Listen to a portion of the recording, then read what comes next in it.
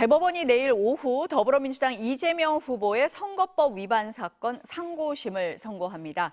예상보다 빠른 선고일 지정을 두고 여러 해석이 나오고 있는데요. 오늘 이슈 플러스에서는 이 문제부터 짚어보겠습니다. 양지민 변호사, 문소영 기자와 함께하겠습니다. 어서 오세요. 안녕하세요. 안녕하세요. 문 기자, 진짜 말 그대로 속전속결입니다. 대법원 전원합의체 사건이 회부된 지 9일 만이에요. 네, 그렇습니다. 그 전례를 찾아볼 수 없는 속도전이었는데요. 그 대법원 소부에 사건이 배당이 된 게 지난 22일이었는데 이날 전원합의체 회부와 동시에 첫 합의 기일이 열렸습니다. 그리고 이틀 뒤에 바로 두 번째 합의가 진행이 됐습니다. 전원합의체는 대법관 전원이 참여해서 결론을 내기 때문에 의견 조율에 오랜 시간이 걸린다라고 보는 게 보통입니다. 그래서 아무리 일러도 후보 등록이 시작되는 5월 10일이나 그 직전 8일이나 9일 정도가 되지 않겠냐 이런 관측이 많았었거든요. 그런데 전원합의체의 사건이 회부된 지 9일 만에 2심 선고가 나온 지는 36일 만에 결론이 나게 된 겁니다. 대법원이 이렇게 빨리 최고석 선고를 왜 할까? 여러 해석이 나오고 있죠. 네, 그렇습니다. 그러니까 조희대 대법원장은 그동안 선거법 사건에서 633 원칙, 그러니까 1심 6개월, 2, 3심은 3개월 안에 맞춰야 한다. 이 규정을 굉장히 강조를 해왔습니다. 여기에 이번 사건의 경우에는 현재 가장 지지율이 높은 차기 대권 후보의 피선거권이 달린 문제입니다. 만약 대선 이후로 이제 선거를 미루게 된다면 이재명 후보가 당선이 되더라도 논란이 지속이 될 게 분명하고요.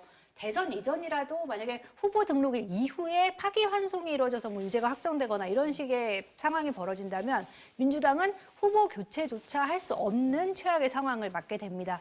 이런 정치적 불확실성을 하루라도 빨리 정리하기 위해서 대법원이 이제 서둘러 선고를 하는 거다 이런 해석이 대부분입니다. 하지만 결론이 어느 쪽으로 나든 왜 하필 이 사건만 이례적으로 이렇게 초고속 진행을 해서 이런 결론을 내렸느냐 이걸 놓고서 각종 억측이 계속될 거라는 우려도 있긴 합니다. 이런 우려를 불식시키기 위해서는 명확한 법리에 따른 것이다. 정치적 고려는 없었다. 이런 점을 대법원이 내일 확실히 보여주는 게 필요해 보입니다. 대법원이 내일 생중계도 한다고 하니까요. 네, 변호사님, 법조계에서 보실 때는 어떻습니까? 이례적으로 빠르다 이렇게 보십니까?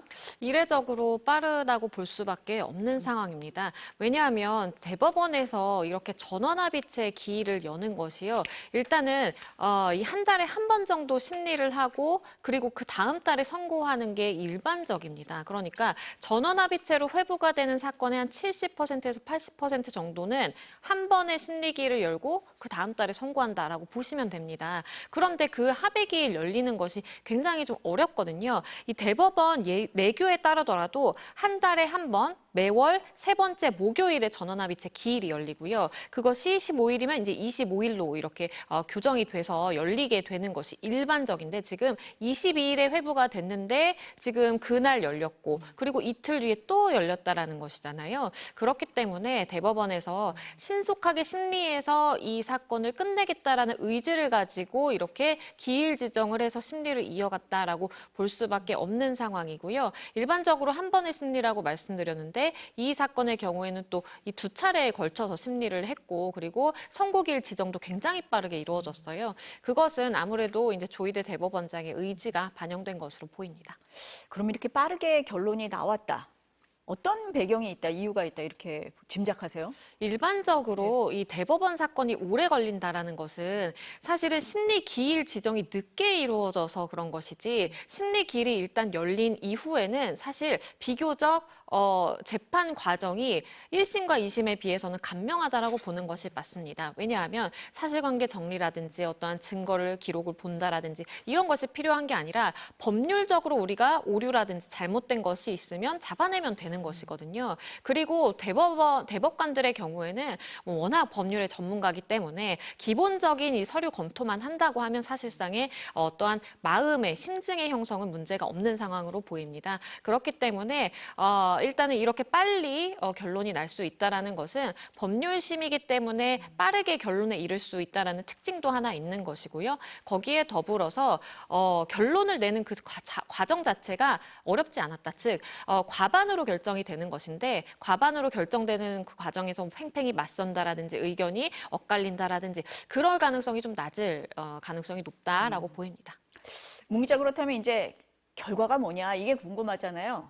가능성 어떤 게 있습니까? 네, 대법원이 이제 현실적으로 내놓을 수 있는 결론은 이제 두 가지입니다. 하나는 그 상고를 기각해서 이제 무죄를 확정하는 것, 그리고 유죄 취지로 파기환송을 하는 거, 이게 두 가지인데요. 물론 이 두 가지 외에 이제 대법원이 유죄 취지로 직접 판결을 하는 파기 자판이라는 거라서 벌금 100만 원 이상을 이제 확정을 하게 되면 이재명 후보가 대선에 출마할 수 없게 되지는 하지만요. 이런 경우는 전례가 없어서 가능성이 낮다고 법조계는 보고 있습니다.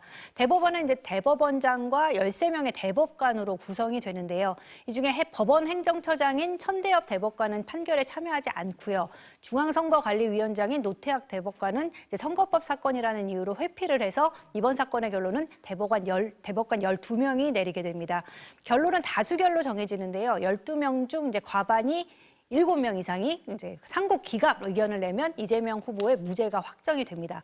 반대로 7명 이상이 유죄 취지로 파기환송을 결정하면 이 후보는 서울고법에서 이제 파기환송심 결론을 기다려야 합니다.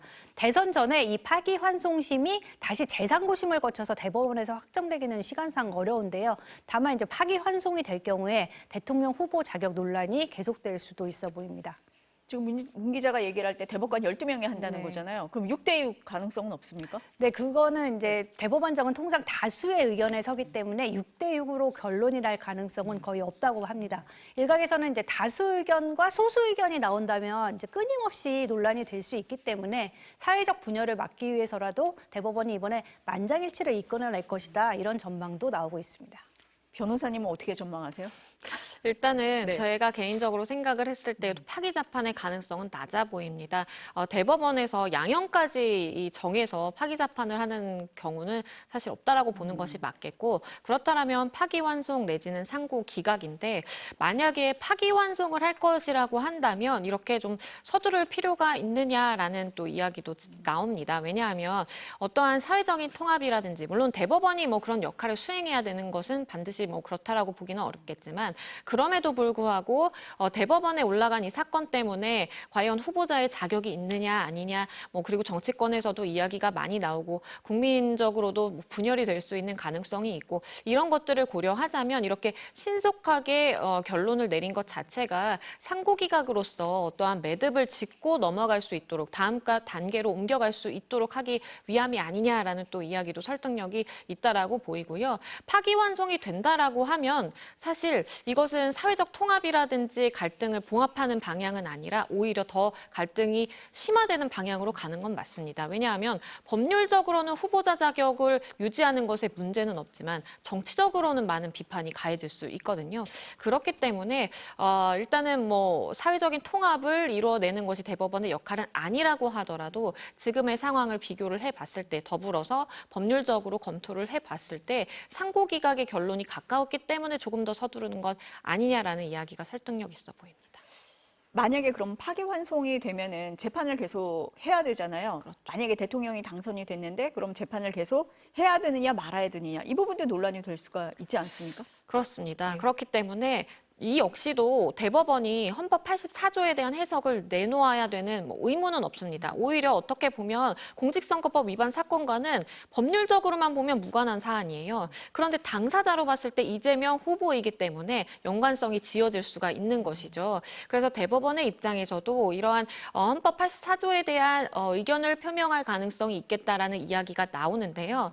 만약에 파기환송으로 결론이 나온다라고 한다면 그러한 해석을 덧붙일 가능성이 있어 보입니다. 왜냐하면 파기환송이라는 것은 재판이 계속됨을 전제로 판단을 하는 것이기 때문인데요. 다만 상고기각 판결을 한다고 한다면 별도의 사건은 5가지의 이제 재판을 받고 있긴 하지만 지금 이 사안과는 또 무관하다라고 볼 수 있거든요. 그렇다면 대법원에서 앞서서 다른 이번 사안이 아닌 다른 사안에 대해서까지 헌법 84조에 대한 해석을 내놓기는 좀 무리가 있을 것으로 보이기 때문에 상고기각이다라고 한다면 별도의 그러한 소추의 개념에 대해서 의견 제시는 없을 가능성이 있겠고요. 반대로 파기환송이다라고 한다면 재판에 계속 되는지 마는지에 대한 또 의견이 분분할 수 있기 때문에 그 해석을 덧붙일 가능성이 있어 보입니다. 이게 이제 법률적인 부분 말고 변호사님도 말씀을 하셨지만 정치적인 부분이 있는 거잖아요. 그래서 헌법 84조 해석을 두고도 의견이 갈리잖아요. 그래서 헌재 이 해석을 또 요구할 수도 있는 거 아닙니까? 그렇습니다. 네. 그러니까 헌재 이제 해석을 요구하기 위해서는 헌법 소원을 제기를 하는 것이 하나의 가능성이 될 수 있겠습니다. 즉 우리가 국민적으로 어떠한 뭐 기본권이 있는데 그것이 헌법 84조에 대한 해석이 불명확함으로 인해서 뭐 기본권을 침해받았다라고 하든지 아니면 그 조항 자체의 문제를 제기를 해서 헌재에 답을 구하는 뭐 방법을 생각을 해볼 수가 있겠는데요.